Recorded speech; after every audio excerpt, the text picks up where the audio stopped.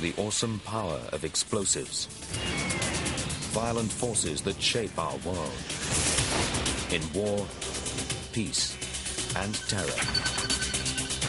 For 1,000 years, we've embraced the sinister alchemy of explosives with just one purpose: to create ever bigger bangs. From the earliest discovery of gunpowder, through the development of deadly high explosives, to this, the legacy of Los Alamos, the atomic bomb. Now we conduct extreme experiments and witness dramatic demonstrations to venture into the heart of an explosion. And we discover how explosives have influenced our past and promise to shape our future.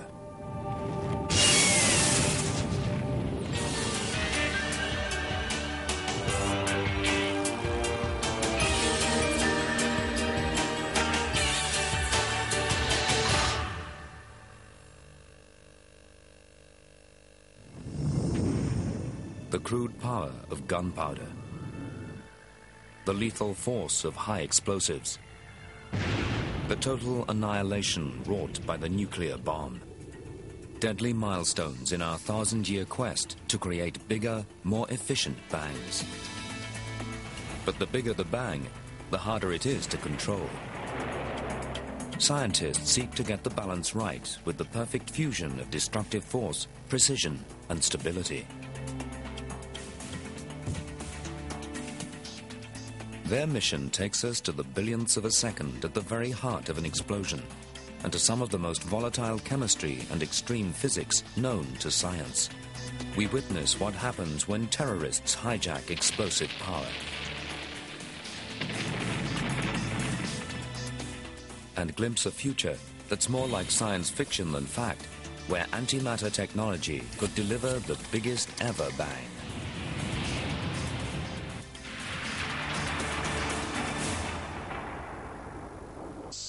But first, we must go back to basics and ask, what is an explosion? A chemical or nuclear reaction causes a fuel to suddenly and violently release energy. It expands rapidly and can produce immensely high temperatures. But all this takes place in just a fraction of a second.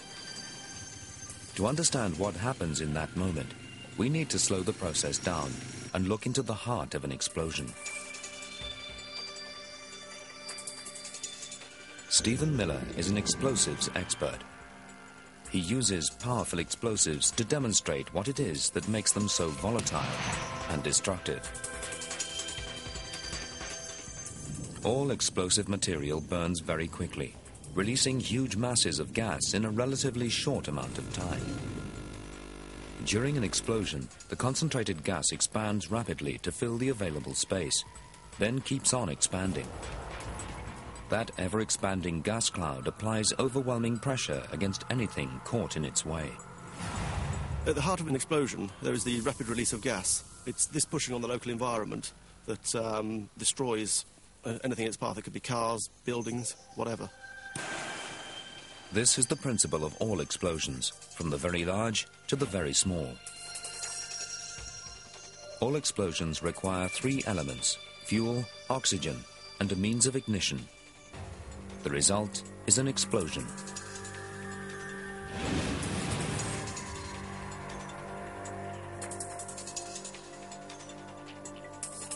But it takes a lot of energy and effort to make this relatively small bang. The proportions of oxygen and fuel must be perfect. Too little of either, and there will be no explosion. When it comes to waging war, soldiers need something more dependable. Gunpowder, the earliest recorded explosive and the god of war for hundreds of years.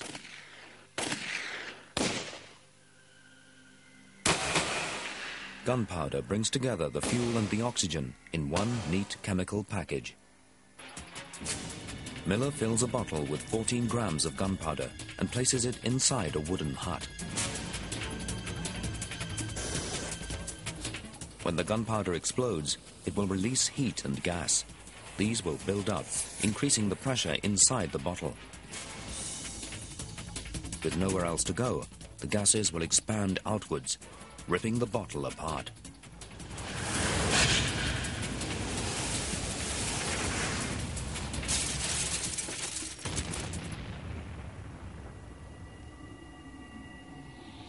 We know we can increase gunpowder's deadly force.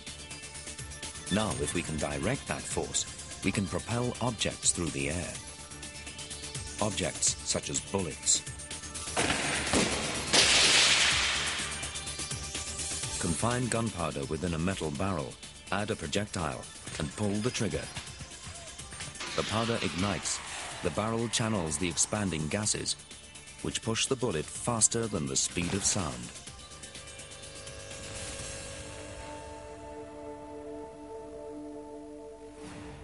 Over centuries, this simple black powder has shaped the course of history. But gunpowder is dirty. Smoke chokes the air and fouls weapons after just a few firings. In the quest for an ever bigger bang, gunpowder is about to be joined by a new and terrifying explosive. This is trinitrotoluene. Invented as the shadow of war loomed across 19th century Europe, it's the world's first modern military explosive and is also known as TNT. Unlike gunpowder, it's more than just a mixture of fuel and oxygen. TNT bonds these two essential components together within its molecules. It's a high explosive, which means the only way to release the explosive energy locked within is to shock it. The elements nitrogen, hydrogen, carbon, and oxygen make up TNT. Hit these with a shock wave from a detonator, and the molecules rip apart. Miller triggers the detonator. Firing now. A series of tiny charges propel a shock wave into the TNT, which detonates at a rate of nearly 7,000 meters per second. Oxygen atoms hit by the shock wave bond with carbon and hydrogen atoms. The nitrogen atoms are released as gas. In a fraction of a second, the solid TNT transforms into a cloud of gas. It expands outwards in a powerful explosion. 1 kilogram of TNT is 10 times more powerful than 1 kilogram of gunpowder. It's also more stable, cleaner, safer to store, and easier to transport. And it normally only detonates when it's meant to. High explosives like TNT revolutionize the art of blowing things up.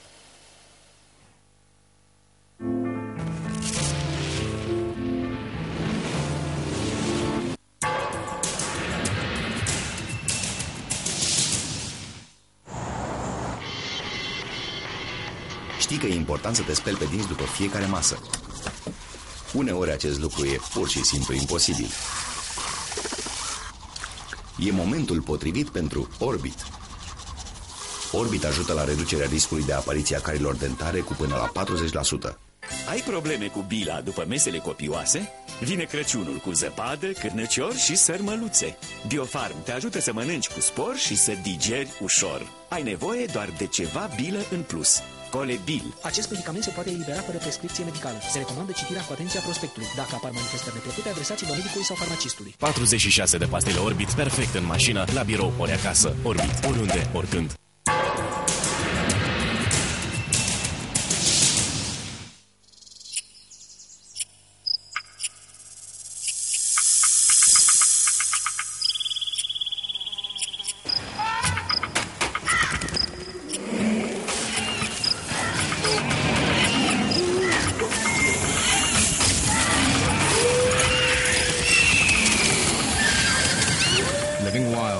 Tonight at 7 on National Geographic Channel. There's no food, no medical supplies. The air is running out. You're still alive, but for how long? Trapped, a brand new series. You're in a cave 100 meters underground. Floodwaters are rising. Every breath could be your last. How will the rescuers find you if the entrance is blocked? Trapped, Cave Rescue, brand new to National Geographic Channel, Tuesday at 9.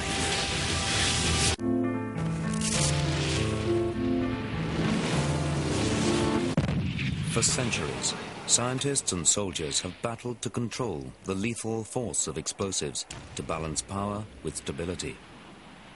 But they aren't the only people in search of a bigger bang, and some are less scrupulous. Now we journey into a dark and dangerous world in which safety and stability matter less than maximum carnage. This is the world of terror. Tel Aviv, London,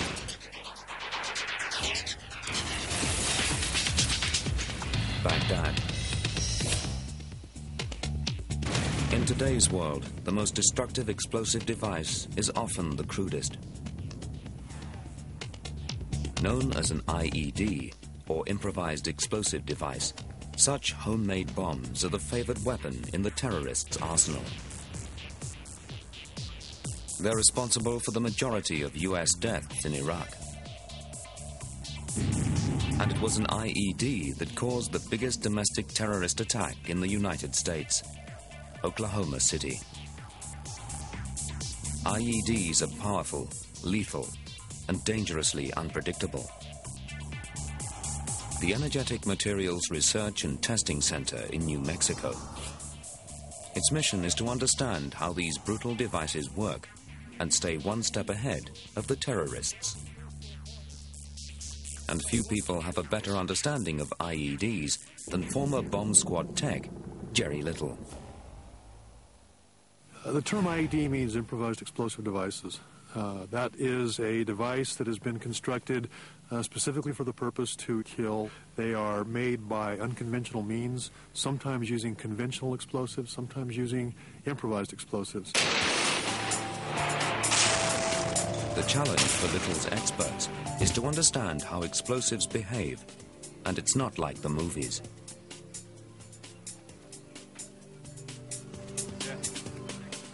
People base what they know on explosions and explosives to what they've seen on television or it comes out of Hollywood, and that's not reality. However, when they come here, they truly learn, what the full spectrum of hazards are and how they can protect themselves and the public. At the test range, Little's team studies the type of homemade explosive devices that may threaten nations. And the best way to do it is to blow stuff up. 180 kilograms of improvised explosive destroys a prefabricated building.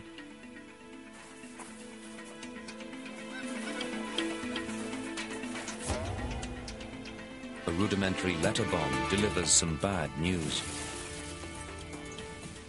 It's missing most of the head, and both shoulders and arms are outside the door.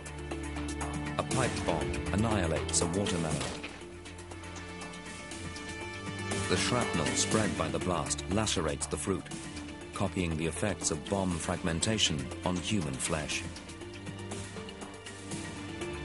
A wooden dummy wearing over a kilo of plastic explosive detonates, replicating the carnage created by a suicide bomber. This is a car bomb demonstration. In the boot, there is enough explosive to blow a building apart. The car bomb is the device of choice for terrorists both at home and abroad. Vice president of the facility and explosive expert Van Romero believes this type of study is critical for homeland security. After the 9/11 event, the expertise that exists here came to the forefront. There was really something that we could do to help the country protect itself against terrorism.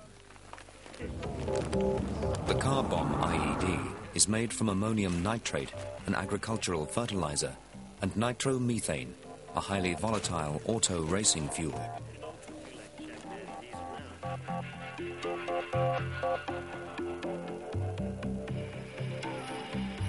Shrapnel may blast a huge distance, so everyone on the site must take shelter in a bunker over 700 meters away.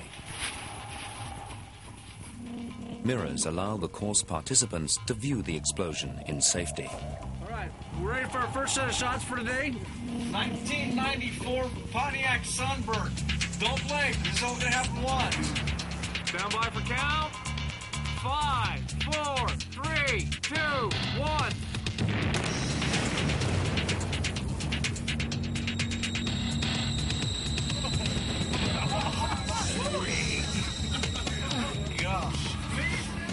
Chemical explosions like this produce a powerful shockwave.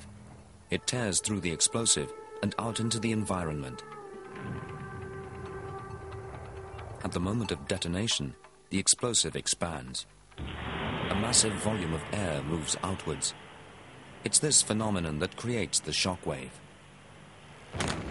The shockwave moves at supersonic speed. It forces moisture in the air to condense instantly. This creates a sudden white cloud, or flash. It's why you see an explosion before you hear the bang. The chemical reaction is causing a shock front that's radiating out from the center or the seat of the detonation. High-speed footage gives a unique glimpse of the shockwave as it moves across the desert floor and rises above the New Mexico skyline.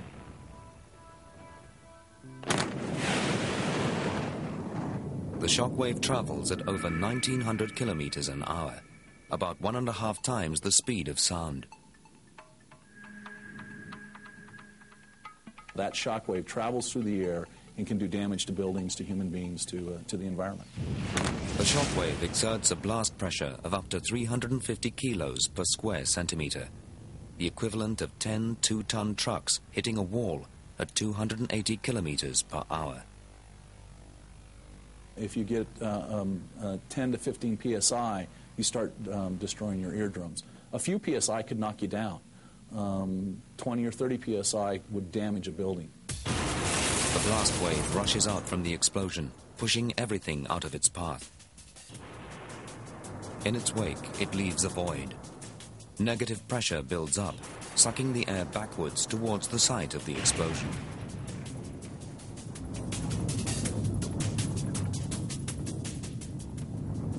So sometimes in a building, you may see, if a device has exploded inside of a building, you'll see glass that gets pushed out and then sucked back into the building because of the negative effect of the shockwave. Just on the outskirts here, we have part of a wall from the building. How did that wall from the building get back here? That negative pressure with that air rushing back in took some of that building and just sucked it back in here.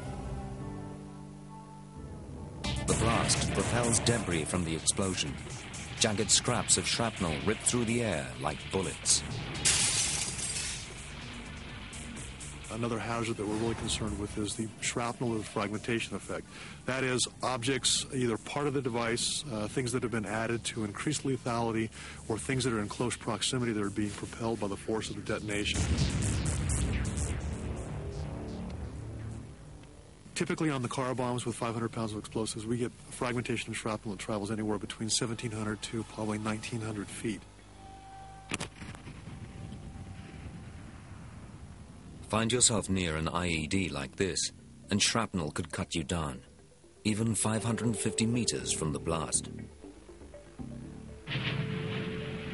And if the initial blast doesn't kill you, the after effects could. The bigger the bang, the more it will damage or destroy nearby buildings, turning them into death traps for the people inside and the first responders sent to rescue them. If scientists can understand the incredible power unleashed by a terrorist explosion, they could begin to build safer buildings. But there's one overwhelming problem. Fire. It masks much of the damage caused by an explosion. So at the University of California, San Diego, Professor Gil Hegemeyer came up with an ingenious way to look into the heart of an explosion without ever having to blow something up. This blast simulator delivers the same knockout punch as a car bomb. It uses rubber-coated steel plates powered by hydraulic pistons to smash into buildings and creates the effects of a terrorist explosion without the resulting fireball. This is the highest speed hydraulics you'll find in the world, okay? There's nothing probably in the universe.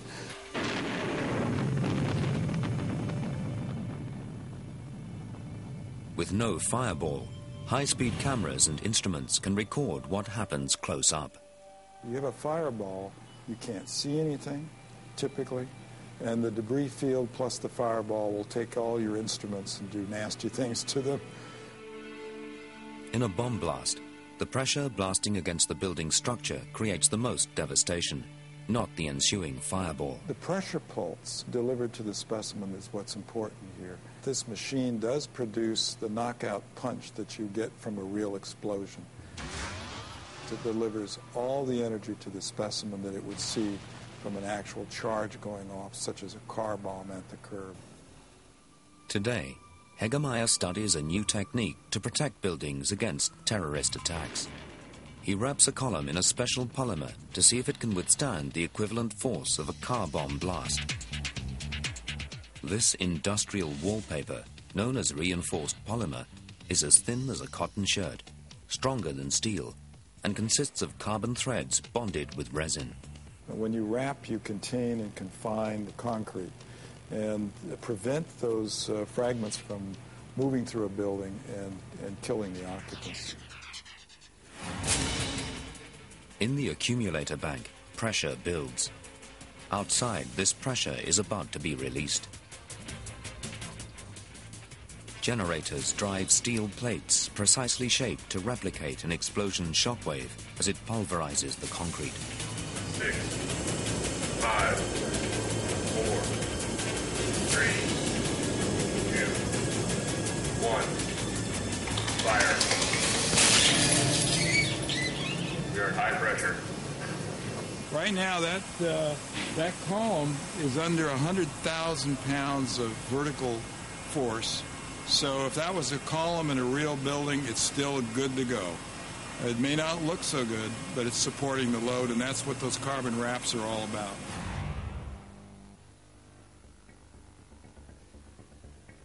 The carbon fiber wrap protects and supports the column. An unwrapped column is blown to pieces. This technology has huge implications. It could have saved many lives in Oklahoma City during the 1995 terror attack that destroyed the Alfred P. Murrah Federal Building. The structural collapse took more lives than the actual blast effects. One column that could no longer support its load initiated a catastrophic failure sequence.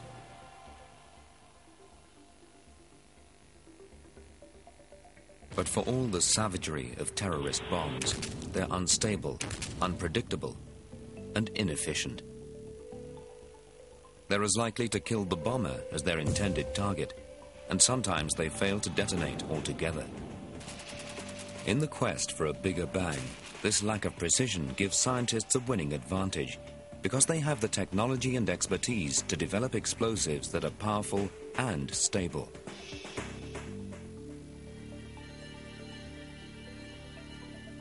It's a delicate balance. To get it right, scientists must investigate events that take place in just a few billionths of a second. They must penetrate the very heart of an explosion.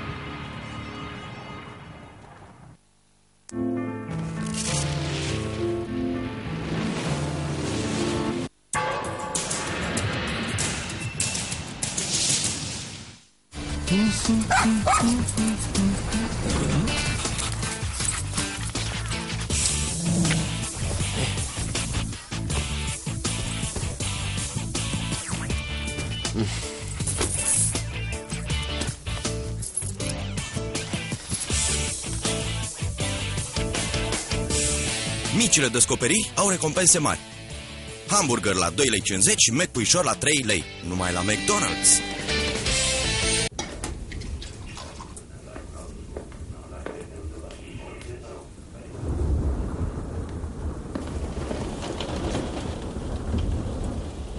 Triplează casa cu mașina. La BT Asigurări, polița Ercea vine împreună cu Acoperisc, asigurarea complexă a locuinței, acum la un preț promoțional.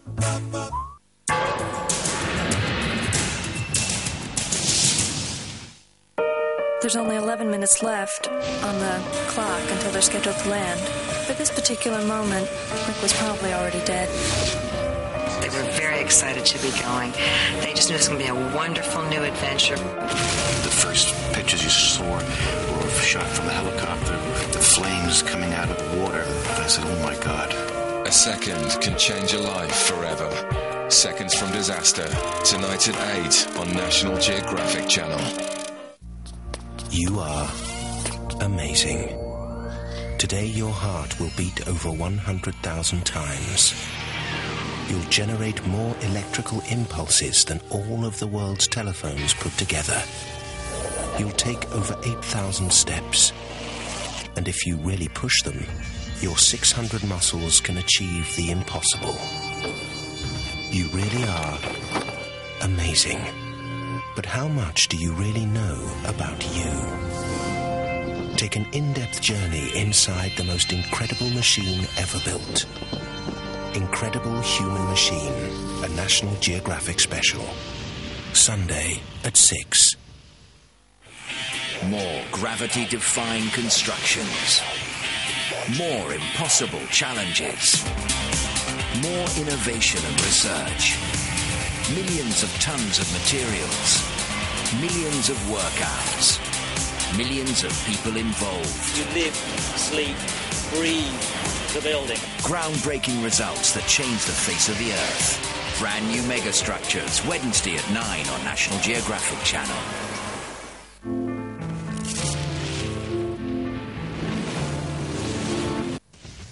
From the battlefield to our cities, we're seeing the awesome power of explosives and witnessing their terrible consequences. In the art of blowing things up, we've come a long way. Today's high explosives are about 15 to 20 times more powerful than gunpowder. But with more power comes less control. And unless a bomb goes off when you want it to, it's worse than useless. The task of balancing a bigger bang with increased stability falls to Dr. Randall Simpson at the Lawrence Livermore National Laboratory in California. All of these materials need to be stable. That is that if they're unstable, they're of no value for civilian use or for military use. The goals for national security missions or industrial use are materials that are so stable that they will not explode in a fire environment. Another requirement is they last for a very, very long period of time. To create safe and stable explosives, Simpson and his team analyze the events that occur at the heart of an explosion. Here, complex chemical reactions take place in just a few billionths of a second, and temperatures can reach 5,230 degrees Celsius. We refer to this type of chemistry as extreme chemistry. Chemistry that occurs up to 500,000 atmospheres of pressure.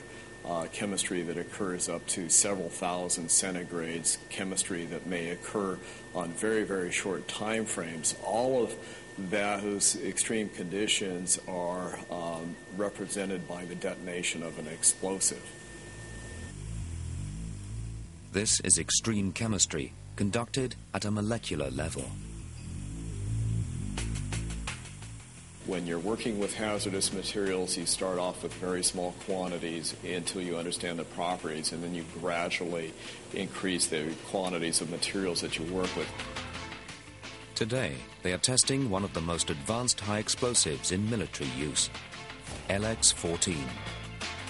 It is an extremely powerful plastic-bonded high explosive. 1 teaspoon of LX-14 is about 17 times more powerful than a teaspoon of gunpowder. It is used to detonate missile warheads. The team are carrying out a series of tests to examine how LX-14 behaves at the moment of detonation. Here comes the fire. Go reaction. By studying the mechanics of each blast, they can design explosives that deliver the required bang, but with the necessary stability.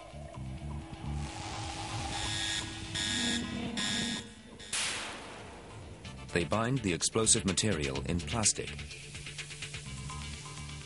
The plastic absorbs shock, reducing the risk of accidental detonation. The trick is to create a complex cocktail of explosive material and plastic polymer that will detonate with the required force, but only when triggered.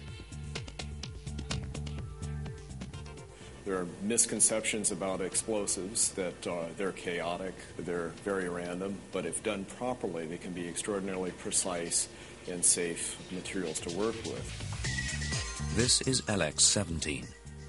It's more stable than LX-14, but less powerful. It's used in warheads and only explodes if detonated by a more powerful explosive, like LX-14. It's so stable, it's even possible to machine it, turning the high explosive into three-dimensional shapes for use in weapons. It can even survive a plane crash without detonating. John Molitoris studies the power and stability of explosives by analyzing the shock waves generated by a controlled detonation. The problem is you make an HE more insensitive. What you do is you make it less powerful. The real trick is to make the high explosive more insensitive, but also give it the same explosive power, which is the name of the game. The test takes place in these huge containment tanks. They can absorb immense heat and pressure and survive a blast of up to 10 kilos of high explosive. The violence of these reactions can vary enormously. Metal will fly at 2 miles per second. Molitoris measures the temperature of the fireball as it grows and expands using a pyrometer. As the fireball grows, these things will measure the very violent changes in pressure and temperature. He also measures the impact of the shockwave on the metal holder containing the explosive. Safe behind bomb-proof doors, technicians record the precise moment that the explosive detonates. 3, 2, 1, trigger. Wow. That's fantastic. Look at that. That's great. It's really great. Tank is venting. The destructive power of the explosion surprises even Molitoris.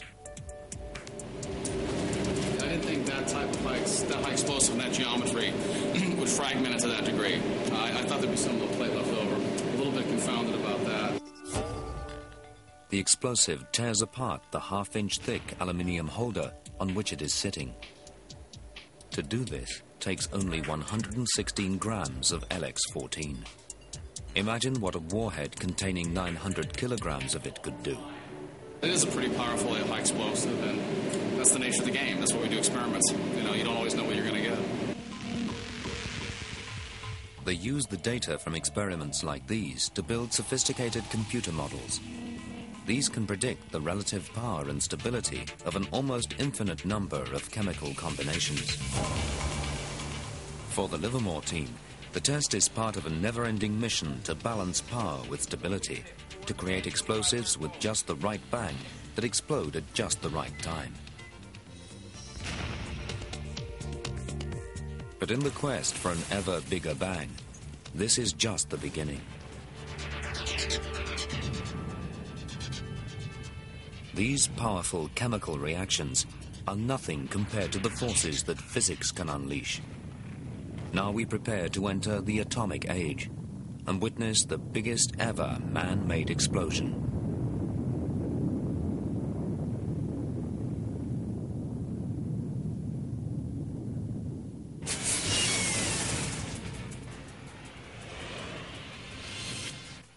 For centuries, scientists combined chemicals to create ever bigger bangs. Now we witness what happened when they unleashed the extraordinary energy contained within the fabric of the universe itself, the atom.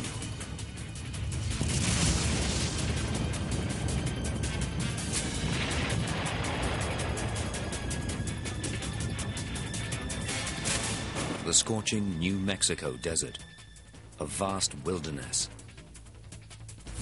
On July the 16th, 1945, it was teeming with activity. At the Trinity test site, A new, terrifying age was about to dawn.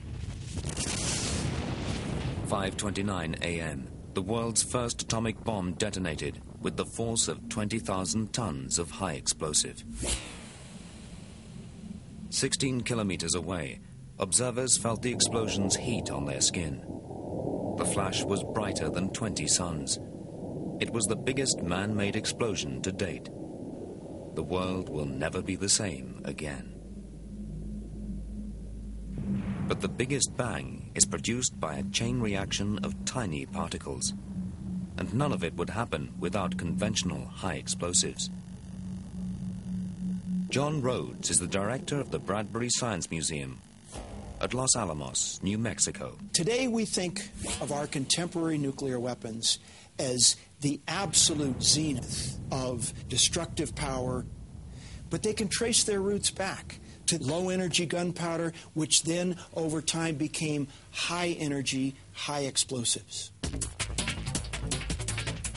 The long line of explosives, from gunpowder to TNT, leads to this: Little Boy. 70 centimeters in diameter, 3 meters long. Little Boy is a small package designed to deliver an explosive force equivalent to 15,000 tons of TNT. Inside are two masses of a heavy metal called uranium. A target and a bullet. Kept separate, there's not enough uranium in one place to sustain a chain reaction. The bomb is said to be subcritical. Conventional high explosive fires the bullet at the target, bringing the two uranium masses together. The bomb becomes critical. Now there are enough neutrons bombarding the unstable uranium atoms to initiate a devastating release of energy. This is the principle of a fission bomb.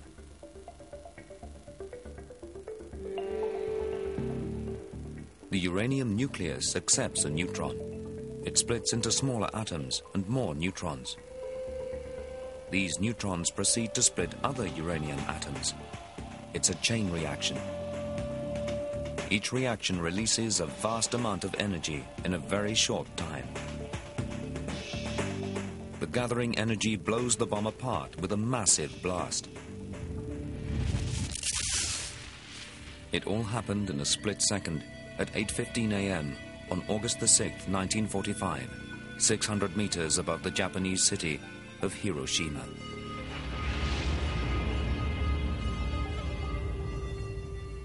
This is the uranium weapon that was used on Hiroshima. It starts with the detonation of conventional high explosive to fire the shell against a uranium target. Subcritical, critical, boom. In that moment, the bomb killed 70,000 people and injured as many again. Many more died as a result of radiation sickness. And Little Boy had a big brother. Los Alamos scientists had developed another bomb.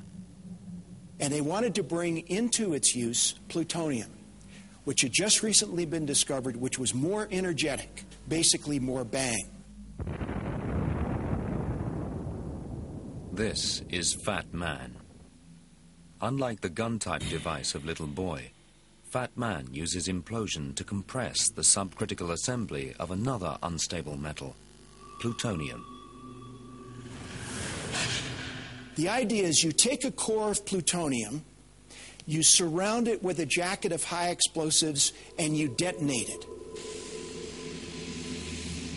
3 days after Little Boy delivered its deadly cargo, Fat Man exploded with the equivalent of 21,000 tons of TNT above the city of Nagasaki.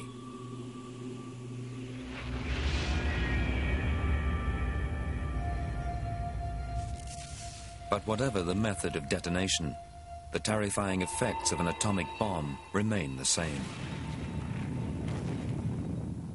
An instant after detonation, a fireball, a luminous mass of air, starts to expand. Even from 80 kilometers away, a nuclear blast is many times brighter than the midday sun. looking directly at the blast could destroy your light receptor cells, permanently burning a large spot into your retina. A massive blast wave surges outwards, destroying everything in its path for kilometers. Approximately half of the energy goes in blast, about a third in heat, and the rest in radiation. The first and most obvious is blast. There's a tremendous shock wave that's propagated outwards from ground zero where that weapon is detonated. A shock wave that can take down buildings, can move vehicles, can twist railroad tracks. You not only have blast, but you've got heat approximating near the temperature of the sun, so that anything around is immediately vaporized, immediately incinerated. The fireball increases in size and cools. The vapors condense to form a cloud containing solid particles of the weapon debris and small drops of water sucked into the fireball from the air. Nitrous acid and oxides of nitrogen make the cloud appear red or brown. As it cools, the water droplets condense, changing it to white, just like an ordinary cloud. But the contents are far from ordinary. The cloud is full of deadly radioactive particles. As they blow downwind, the particles fall to the ground and contaminate thousands of square miles. If you find yourself in the contaminated zone, you could be exposed to a lethal dose of radiation.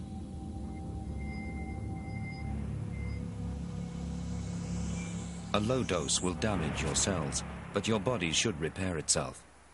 A higher dose may overwhelm your body. The effect of radiation on the human body in these extraordinary doses is really only known from Hiroshima and Nagasaki.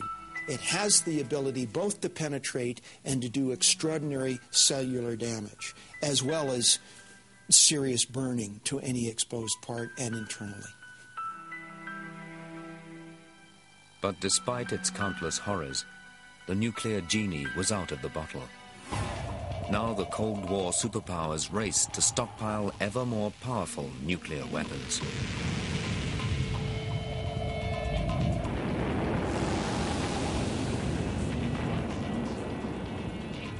On the 1st of November 1952, US government scientists in the Marshall Islands pressed the button that ushered in a new era of explosive power.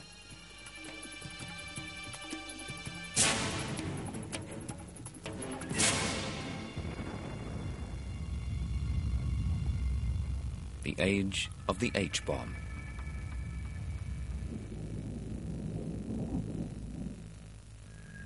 This bomb was 1,000 times more powerful than the atomic fission bombs that fell on Hiroshima and Nagasaki. Unlike those bombs, which created energy by splitting nuclei in a process called fission, this new weapon forced the nuclei of hydrogen atoms together. It is called nuclear fusion. High explosive first initiates a fission reaction. This creates super high temperatures. In the intense heat, the hydrogen nuclei fuse to form helium. This releases a huge amount of energy and creates a massive explosion. When you get to fusion, all bets are off. Really, there is almost no upper limit. Thanks to the H-bomb, the US led the arms race. But not for long. October the 30th, 1961. A Soviet bomber flew towards a remote island in the Arctic Circle. On board, he held a special cargo, a 27-ton hydrogen bomb, the Tsar bomb. At 8:33 a.m. Greenwich Mean Time, the Soviet Union set a new and terrifying record.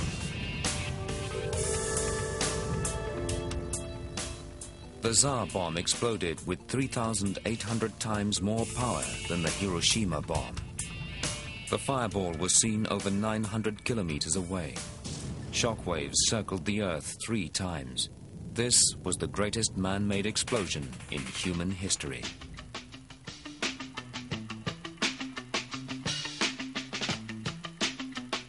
It heralded an age of mutually assured destruction, in which there were enough nuclear bombs to destroy humanity many times over. It's a threat which, despite countless treaties and agreements, continues to this day. In the space of 1,000 years, explosive power has increased by hundreds of millions. But nuclear bombs are dirty and indiscriminate. They render the land on which they fall useless, and their deadly legacy can last for thousands of years. So the quest for a bigger, better bang continues.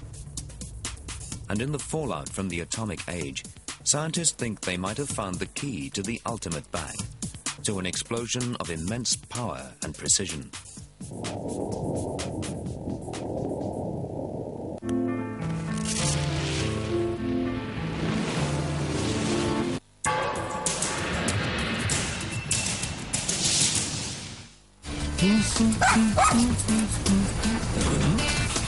We have seen the awesome power of explosives, from the crude force of gunpowder to the biggest ever bang.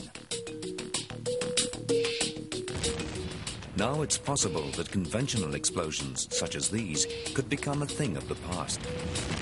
The future promises explosive devices of unprecedented power. In their search for the biggest bang of all, scientists are now experimenting with the most powerful energy source known, antimatter.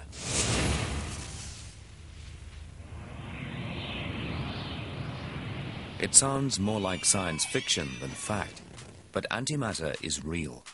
Physicists have known about it since the 1930s. In theory, a minute amount of antimatter could replicate the power of 75 Hiroshima bombs.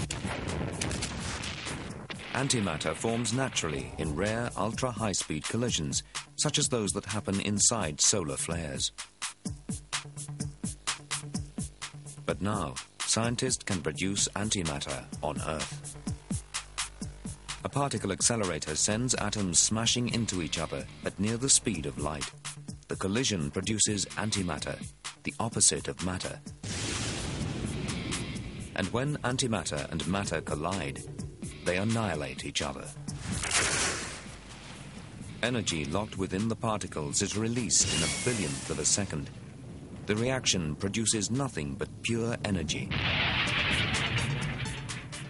It's nearly 1,000 times more efficient than a hydrogen bomb, 40 billion times more efficient than TNT. Imagine the power of a weapon which weighs as much as a paperclip and could destroy a city the size of New York. It's a nightmare vision straight out of a science fiction movie, which is where physicist Professor Richard Thompson thinks it will stay. Realistically, the amounts of antimatter that have ever been made or could be made realistically in the future is very, very small.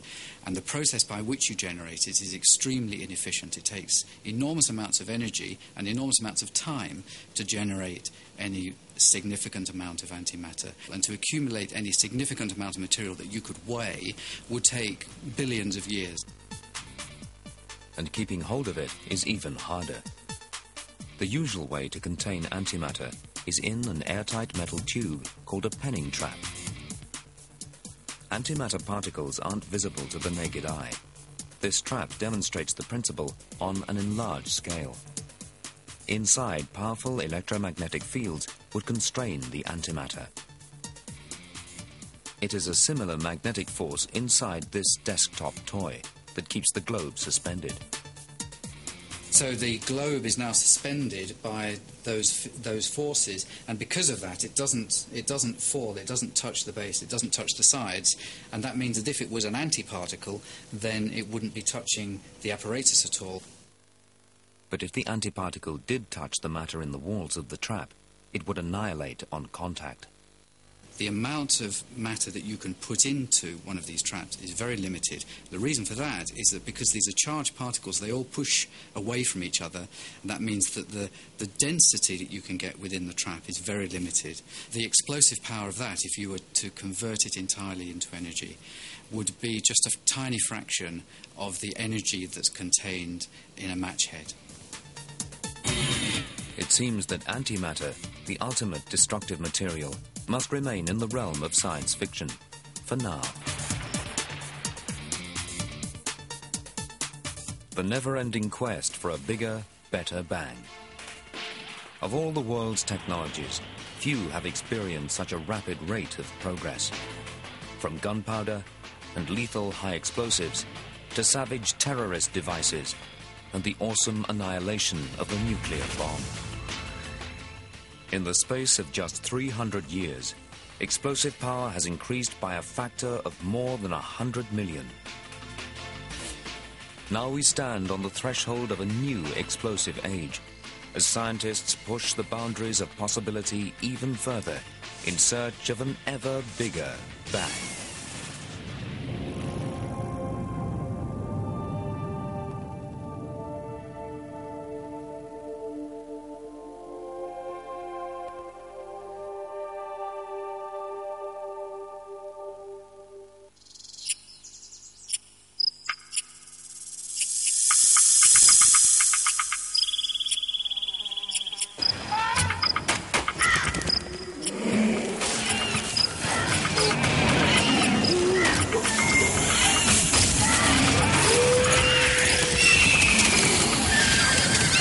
Living Wild, tonight at 7 on National Geographic Channel.